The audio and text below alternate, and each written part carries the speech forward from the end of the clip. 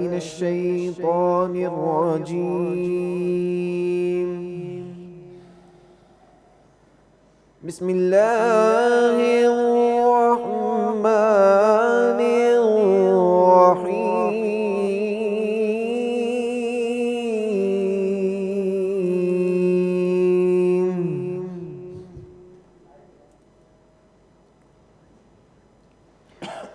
ألم نشرح لك صدرك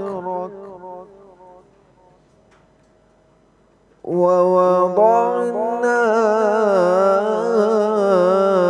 عنك وزرك الذي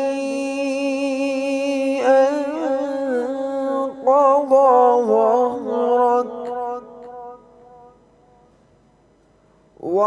ورفعنا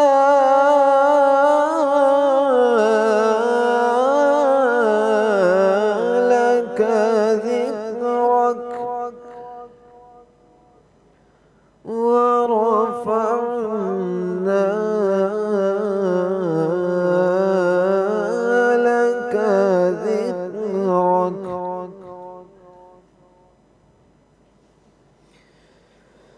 ألم نشرح لك صدرك ووضعنا عنك وزرك الذي أنقض ظهرك ورفعنا لك ذكرك فإن مع العسر يسرا إن مع العسر يسرا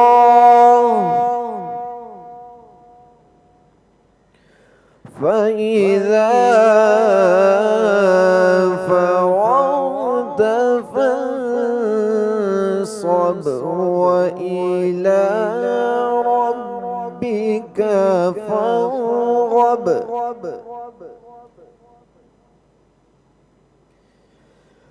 فإن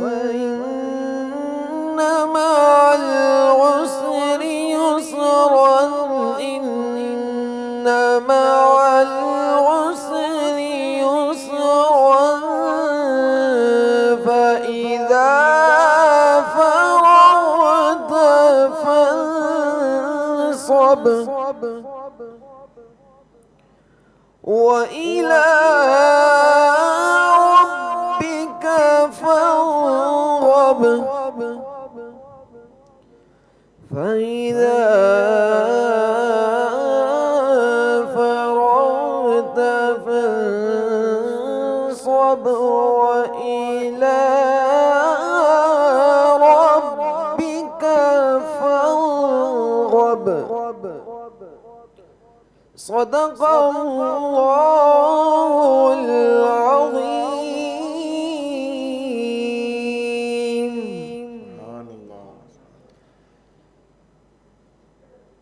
صل على نبينا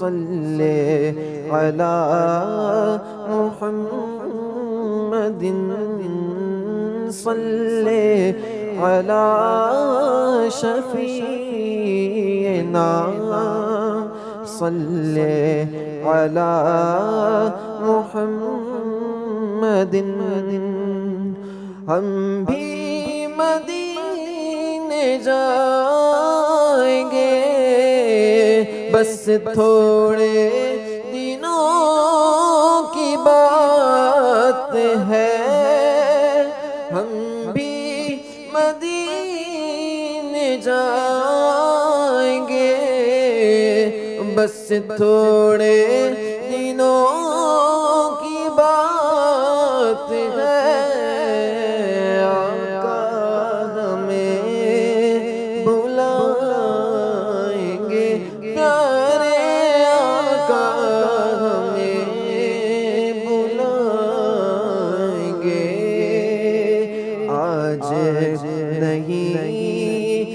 کل صحیح صلی علی نبینا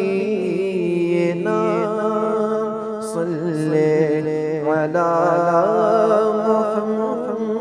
محمد وہ جو نہ تھے تو کچھ نہ تھا وہ جو نہ ہو تو کچھ نہ ہو وہ جو نہ تھے تو کچھ نہ تھا وہ جو نہ ہو تو کچھ نہ ہو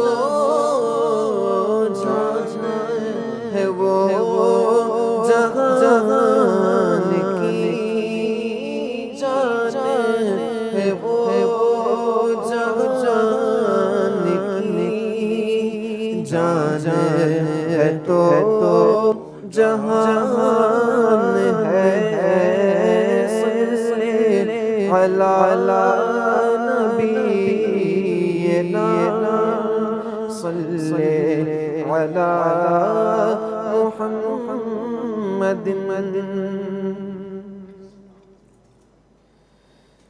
بلغ العلا بکمالہ بلغ العلا بکمالہ کشف الدجی بجمالہ بلغ العلا بکمالہ کشف الدجی بجمالہ حسن جمیع خصالہ پڑھیے صلو علیہ وآلہ صلو علیہ وآلہ جسے چاہا پہ بلا لیا جسے چاہا پہ بلا لیا جسے چاہا پہ بلا لیا جسے چاہا اپنا بنا لیا یہ بڑے کرم کے ہیں فیصلے یہ بڑے کرم کے ہیں فیصلے یہ بڑے نصیب کی بات ہے صلو علیہ وآلہ کروں تیرے نام پہ جان فدا کروں تیرے نام پہ جان فدا نہ بس ایک جان دو جہاں فدا دو جہاں سے بھی نہیں جی بھرا دو جہاں سے بھی نہیں جی بھرا کروں کیا کروڑوں جہاں نہیں صلو علیہ وآلہ میں نثار تیرے کلام پر میں نثار تیرے کلام پر میں نثار تیرے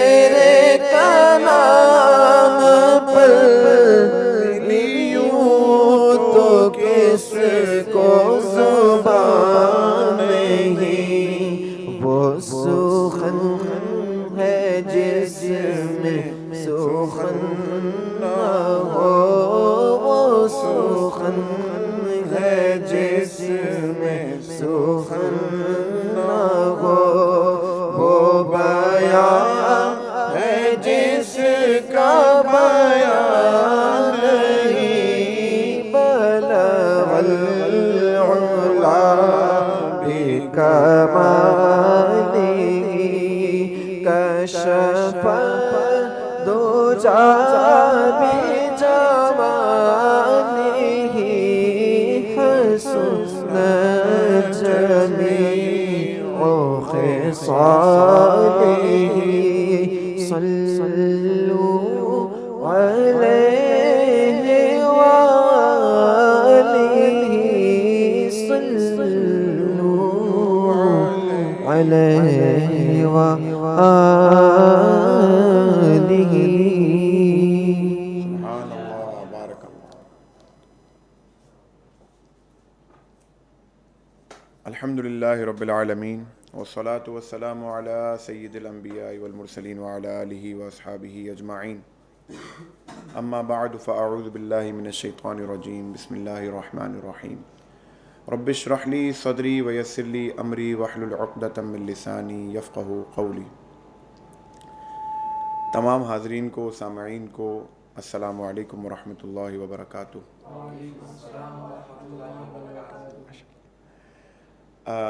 ہمارا جو روزانہ نشست ہے، اس میں روزانہ کسی نہ کسی کو کوئی ٹاپک مخصوص دیا گیا ہے، اور میرا ٹاپک جو ہے وہ اخلاقیات ہے۔ لاسٹ ٹائم ہم نے جو ہے وہ سونے اور اٹھنے کے بارے میں بیان سنا تھا کہ سونے میں کن چیزوں کا خیال رکھنا ہے، جاگتے وقت کیا کرنا ہے۔ آج کا جو ہمارا ٹاپک ہے وہ کھانے کے آداب کے بارے میں ہے۔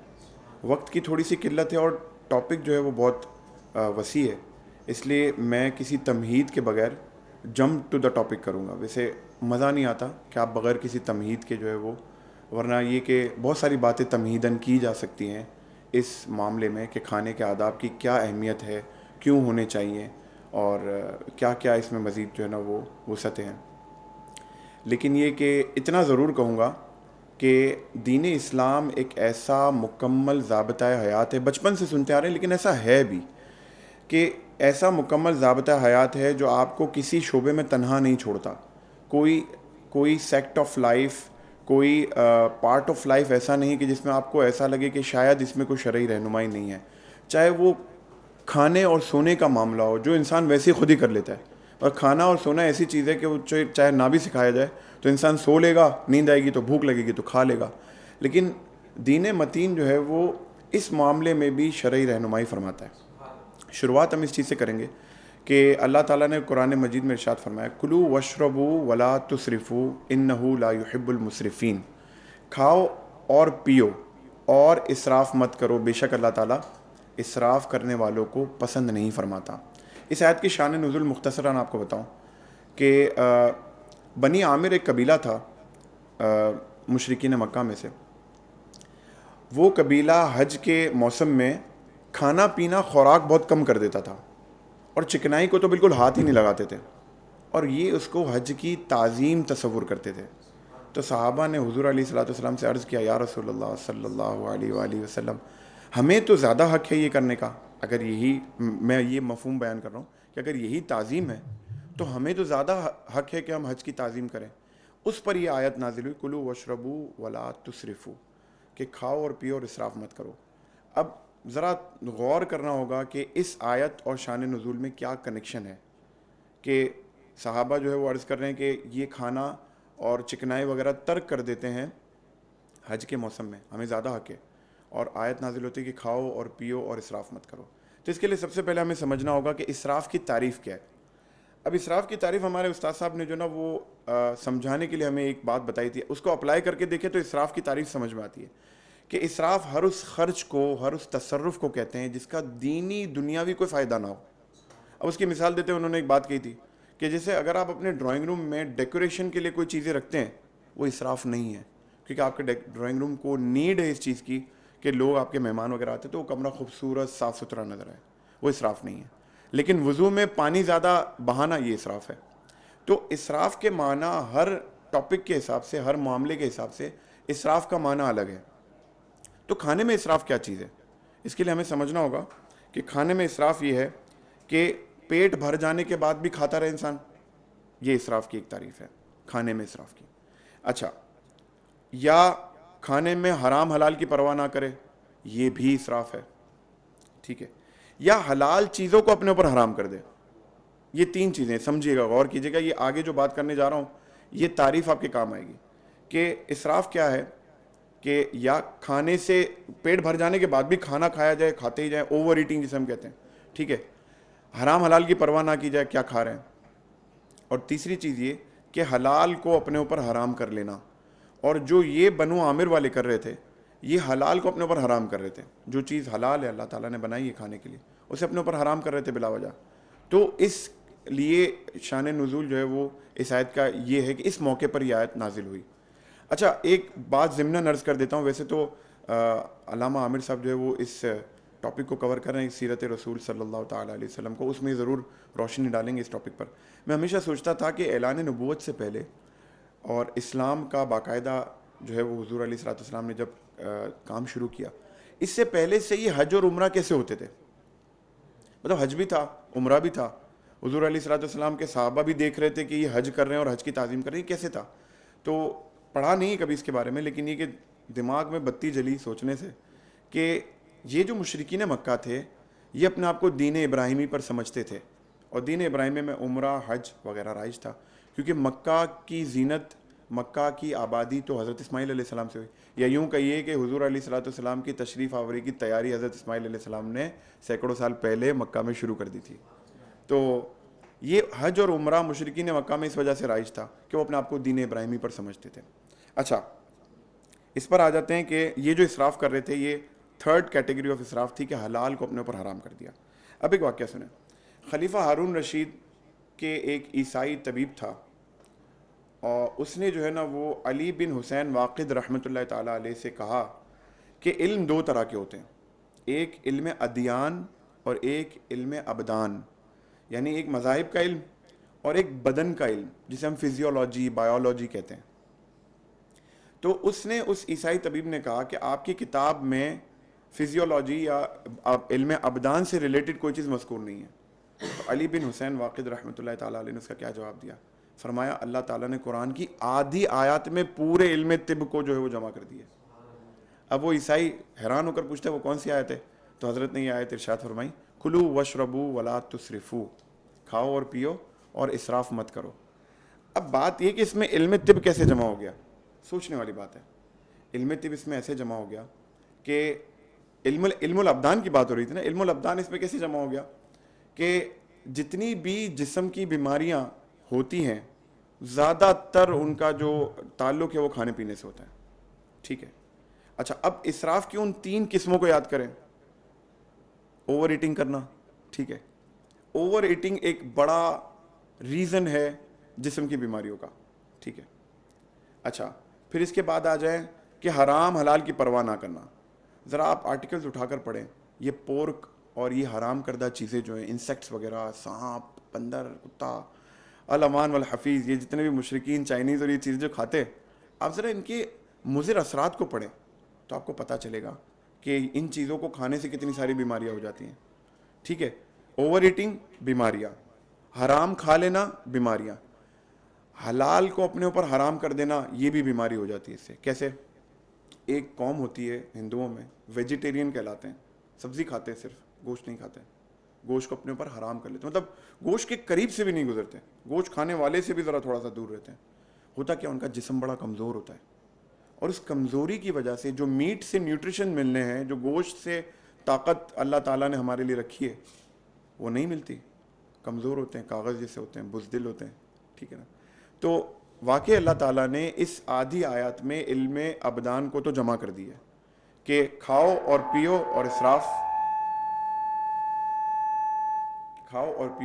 مت کرو. اچھا، اب جو ہے وہ کچھ سنتیں اس کے بارے میں سن لیتے ہیں. بقیہ کچھ حصہ رہ جائے گا، وہ اگلی نشست میں بھی اس کے اوپر ڈسکس کریں گے، کیونکہ میں چاہتا ہوں کہ اگر اس ٹاپک کو اٹھایا ہی ہے تو پورا کور کریں. اس میں سنتیں بھی سیکھیں، اس میں آداب بھی سیکھیں، اور اس میں یہ بھی سیکھیں کہ پیارے آقا صلی اللہ تعالیٰ علیہ وسلم کیا پسند فرماتے تھے کھانے میں. حالانکہ یہ سیرت کے ٹاپک میں ضرور آئے گا آگے جا کر, لیکن کیونکہ ہم نے کھانے کا ٹاپک اٹھایا تو اگلی نشست میں اس کو جب ہم لے کر جائیں گے تو کوشش ہوگی کہ ہم یہ بھی کور کریں کہ آقا علیہ الصلوۃ والسلام کیا پسند فرماتے تھے. اور سنتیں جو ہے وہ بتانے سے پہلے میں ایک چیز آپ سے عرض کر دوں کہ کھانے پر کچھ نیتیں کریں. ہر مباح کام اچھی نیتوں سے نیکی کا سبب بن جاتا ہے. کھانے پر صرف اتنی نیت کر لیں کہ کھانا کھانے سے جو قوت ملے گی اس پر اللہ کی عبادت کروں گا, ثواب میں کاؤنٹ ہو جائے گا. اور ایسے بہت سارے مباح کام ہیں جس میں ہم ثواب کی نیت کی عادت بنا لیں تو انشاءاللہ عز و جل ہمارے نامہ اعمال میں بہت سارے اعمال ثواب ایسے ہوں گے کہ جو ہم نے ایسے ہی چلتے پھرتے کر لیے ہوں گے انشاءاللہ. اچھا, اب نیت کی اگر عادت پڑ جائے گی کہ کھانے سے پہلے نیت کر رہے ہیں کہ کھانا کھاؤں گا, طاقت ملے گی تو عبادت کروں گا, تو وہ نیت کرنے والا انشاءاللہ عز و جل بسم اللہ پڑھنا نہیں بھولے گا. ہماری ایک بڑی تعداد ایسی ہے جو بسم اللہ پڑھنا بیچاری بھول جاتی ہے, ٹھیک ہے نا. ان کی نیت نہیں ہوتی کہ میں بسم اللہ نہیں پڑھوں, لیکن وہ بھول جاتے ہیں بیچارے, کھانے سے پہلے بسم اللہ بھول جاتے ہیں. ایک تو نیت کریں, بسم اللہ پڑھنا یاد رہے گا. دوسرا ہے کہ ساتھ کھانا جب شروع کریں گے نا, جیسے آپ ہلکے میں یا کوئی 3-4-5 لوگ ایک ساتھ ہیں, تو یہ نہیں کہ ایک نے کھانا شروع کر دیا, ایک اٹھتا ہوا آ رہا ہے, ایک اٹھ کے چلا گیا, یہ وہ ایک ساتھ کھانا شروع کریں. مطلب کھانے میں ہاتھ جو ہے نا وہ سارے ایک ساتھ ڈالیں, تو انشاءاللہ اس سے بھی بسم اللہ کی عادت پڑ جائے گی. سنتوں کی طرف آ جاتے ہیں. حضور علیہ الصلوۃ والسلام نے فرمایا کہ بیٹھ کر کھانا چاہیے. بیٹھ کر کھانا سنت ہے, ٹھیک ہے. اب بیٹھ کر کھانے کی جو ہے نا وہ 3 طریقے ہیں, آپ کو پتہ ہوگا لیکن پھر بھی بتا دیتا ہوں کہ ایک تو یہ کہ 2 زانوں بیٹھ کر کھانا, یہ ایک سنت طریقہ ہے. ایک ٹانگ کو اٹھا کر اور ایک کو بچھا کر اس پر بیٹھنا, یہ سنت طریقہ ہے. جیسے کوئی میرا بھائی بیٹھ کر اگر دکھا دے, جی یہ ایک سنت طریقہ ہے, ٹھیک ہے. اور ایک سنت طریقہ ہے کہ دونوں گھٹنوں کو اٹھا لیا جائے, ٹھیک ہے نا, اور سرین پر بیٹھا جائے, یہ بھی ایک سنت طریقہ ہے. اچھا, یہ جو سنت طریقہ ہے نا دونوں گھٹنوں کو اٹھا کر بیٹھنا, ذرا کبھی ٹرائی کر کے دیکھیں آپ کتنا کھا کر اٹھتے ہیں. بہت تھوڑا سا کھا سکیں گے. میں ایک تحریر پڑھ رہا تھا, اس میں لکھا تھا کہ ایک انگریز کو اس طرح کھاتے ہوئے کسی نے دیکھ لیا, تو اس نے پوچھا اس انگریز سے, بھائی تیرا کیا تعلق اس طرح بیٹھ کر کھانے سے؟ تو میں نے پیٹ پر ہاتھ مار کے کہتا ہے اس کو اندر کرنا ہے. اور واقعی ایسا ہے کہ اگر آپ دونوں گھٹنے اٹھا کر بیٹھیں تو آپ, میرا خیال ہے کہ جو آپ کی خوراک ہے اس کا 25% بھی نہیں کھا سکیں گے, ٹھیک ہے نا. اور دوسرا یہ جو 2 زانوں بیٹھنے کا اور ایک ٹانگ اٹھا کر ایک ٹانگ بچھا کر بیٹھنے کا طریقہ ہے, اس میں بھی جو ہے وہ آپ کم کھائیں گے, جلدی تھک جائیں گے, پاؤں سن ہو جائے گا, پٹھے مضبوط ہوں گے. تو اس کے بہت سارے جو ہے نا وہ طبی فوائد بھی ہیں, اور خوراک پر بھی تھوڑا کنٹرول آتا ہے. کھڑے ہو کر کھانے سے حضور علیہ الصلوۃ والسلام نے منع فرمایا. حضرت انس بن مالک رضی اللہ تعالیٰ عنہ سے روایت ہے کہ حضور علیہ الصلوۃ والسلام نے فرمایا کھڑے ہو کر کھانے پینے سے منع فرمایا. عموماً آپ دیکھیں شادیوں میں کیا ہوتا ہے کہ وہ جو ہے وہ لگی ہوئی ہوتی ہے ٹیبل بڑی سی, اس کے اوپر بہت سارے کھانے رکھے ہوتے ہیں, چن چن کر کھا رہے ہوتے ہیں, باتیں بھی کر رہے ہوتے ہیں, کھڑے ہو کر بھی کھا رہے ہوتے ہیں. کھڑے ہو کر کھانے سے حضور علیہ الصلوۃ والسلام نے منع فرمایا.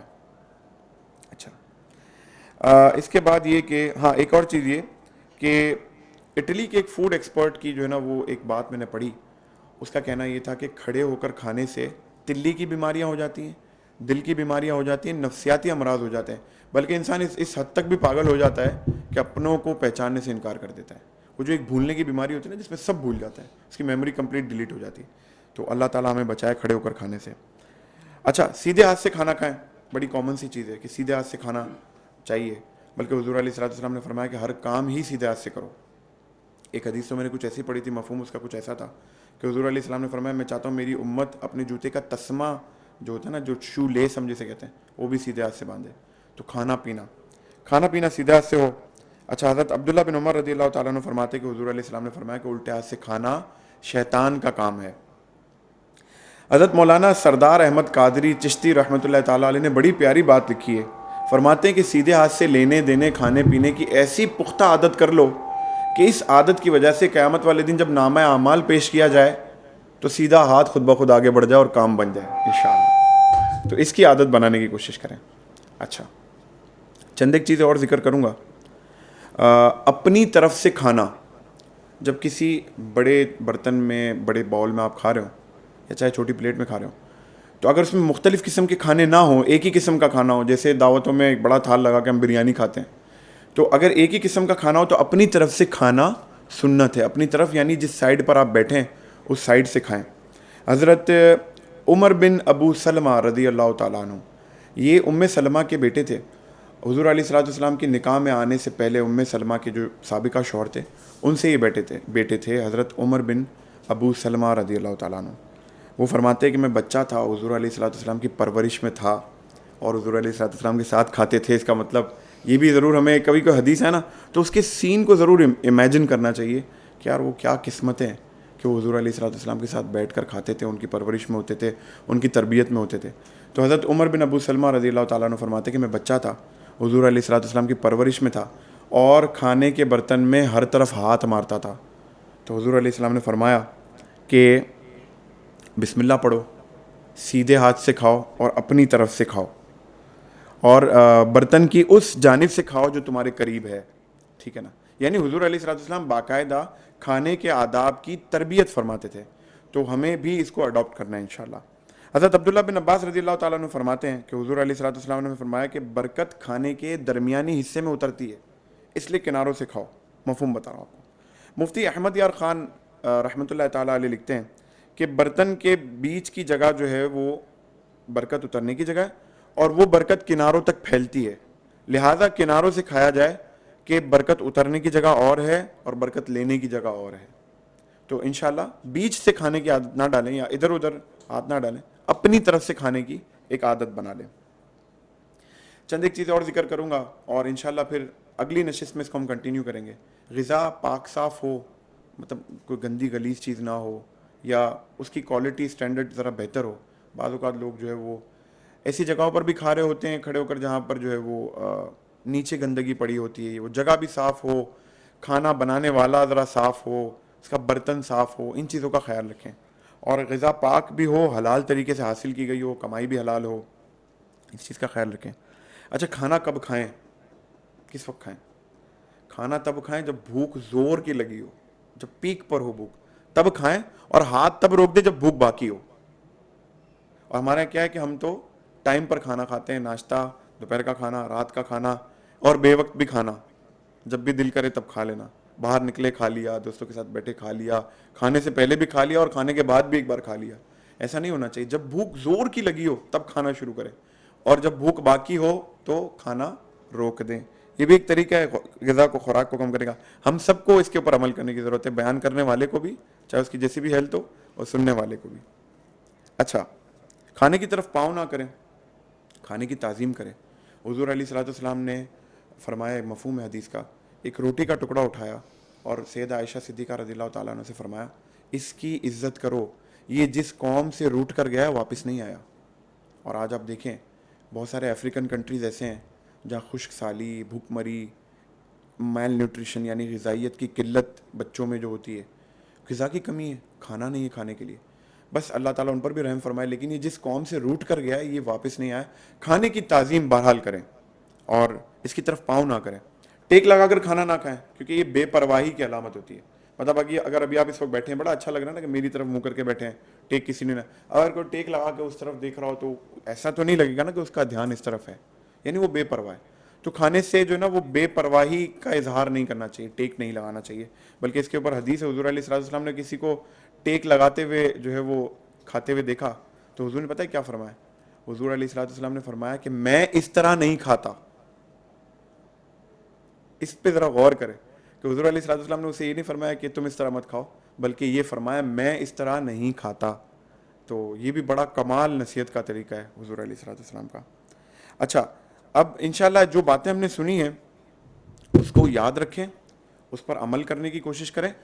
کھانے کی سنتیں اور کھانے کے آداب پر عمل کرنا, یاد رکھنا, یہ بڑا آسان ہے, اتنا مشکل نہیں ہے. اس کی وجہ کیا ہے پتہ ہے؟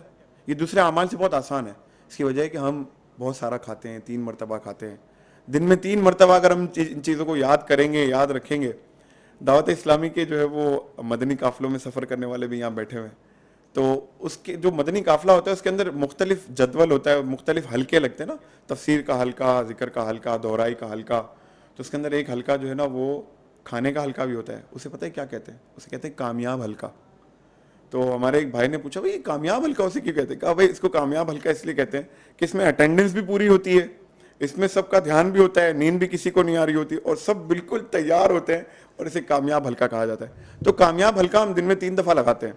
تو کھانے کے آداب اور سنتوں کو یاد رکھنا, اس پر عمل پیرا ہونا, اسے لوگوں کو سکھانا, یہ اتنا مشکل نہیں ہے, بڑا آسان ہے اگر ہم اس کی پریکٹس کر لیں.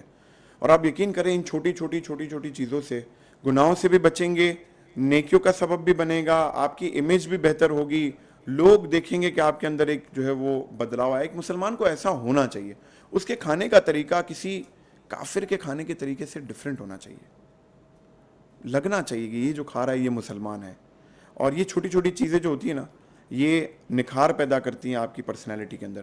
جیسے میں ایک چھوٹی سی آپ کو بات بتاؤں کہ ہمارے پیر و مرشد امیر اہل سنت نے جو نا وہ ایک چیز ارشاد فرمائی, بیان میں ایسی چلتے پھرتے سنا تھا, یعنی جو کوئی کلپ وغیرہ آتے رہتے ہیں تو اس کو بھی ہم کبھی کبھی بے توجہی سے سنتے ہیں, لیکن وہ بات سنی اور دماغ میں رہ گئی. حضرت صاحب فرماتے ہیں کہ روٹی کو جو ہے نا وہ سالن کے باؤل کے یا سالن کی پلیٹ کے اوپر توڑو. اس سے آپ کو پتہ ہے کیا فائدہ ہوتا ہے؟ میرے ساتھ اکثر یہ ہوتا تھا کہ روٹی کھا کر اٹھے تو وہ روٹی کے جو کڑک ٹکڑے ہوتے ہیں وہ نیچے زمین پہ گرے ہوئے ہوتے تھے. بہرحال تحدیث نعمت کے لیے بتا رہا ہوں کہ اتنی جو ہے وہ ہمارے اندر عقل سمجھ تھی کہ ہم جو ہے وہ روٹی کے ٹکڑے اٹھا کر کھا لیا کرتے تھے. لیکن یہ کہ یہ مسئلہ ہی حل ہو گیا باؤل کے اوپر روٹی توڑنے سے. کڑک ڈبل روٹی جو ہم کھاتے ہیں, کڑک ڈبل روٹی کا اتنا چورا ہوتا ہے کہ یہ سب بھر جاتا ہے. اگر ہم اس کو اوپر توڑنے کی عادت بنا لیں تو انشاءاللہ یہ مسئلہ حل ہو جائے گا. بظاہر ایک چھوٹی سی چیز ہے لیکن آپ کو بہت سارے گناہوں سے بچائے گی, آپ کی اندر ایک تہذیب اور اخلاق پیدا کرے گی. تو جو باتیں ہم نے سنی ہیں اللہ تعالیٰ اس پر عمل کرنے کی توفیق عطا فرمائے, اسے یاد رکھنے کی, اسے دوسروں تک پہنچانے کی توفیق عطا فرمائے. الحمدللہ رب العالمین والصلاة والسلام علی سید الانبیاء والمرسلین وعلی آلہ واصحابہ اجمعین. یا اللہ یا رحمان یا رحیم, یا اللہ یا رحمان یا رحیم, یا اللہ یا رحمان یا رحیم. یا اللہ آج کی حاضری کو قبول فرما.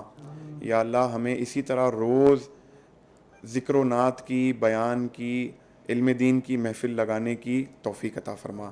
یا اللہ جو کچھ آج سنا ہے اس پر عمل کرنے کی توفیق عطا فرما, اسے یاد رکھنے کی, دوسروں تک پہنچانے کی توفیق عطا فرما. اس کے پر عمل کرنے پر ہمیں اپنی شان کے مطابق ثواب عطا فرما. یا اللہ تعالیٰ ہمارے استادوں کو, ہمارے پیر و مرشد کو لمبی عمر عطا فرما, انہیں صحت عطا فرما. ان کی محنتوں, ان کی کوششوں کی وجہ سے ہم آج کچھ دو باتیں کرنے کے قابل ہوئے ہیں. تو اللہ تعالیٰ انہیں بھی اجر عظیم عطا فرمائے. جو نئے طلبہ ہمارے ساتھ جڑ رہے ہیں اللہ تعالیٰ ان کے لیے بھی دین اسلام کو سیکھنا, علم دین کو سیکھنا آسان فرما دے. ان اللہ و ملائکتہ یصلون علی النبی یا ایھا الذین آمنوا صلوا علیہ وسلموا تسلیما. اللهم صل علی سیدنا و مولانا محمد وعلی الجود والکرم وآلہ وبارک وسلم. صلاۃ و سلام علیک یا سیدی یا رسول اللہ. سبحان ربک رب العزۃ عما یصفون وسلام علی المرسلین والحمد للہ رب العالمین. بحق لا الہ الا اللہ محمد رسول اللہ صلی اللہ علیہ وسلم.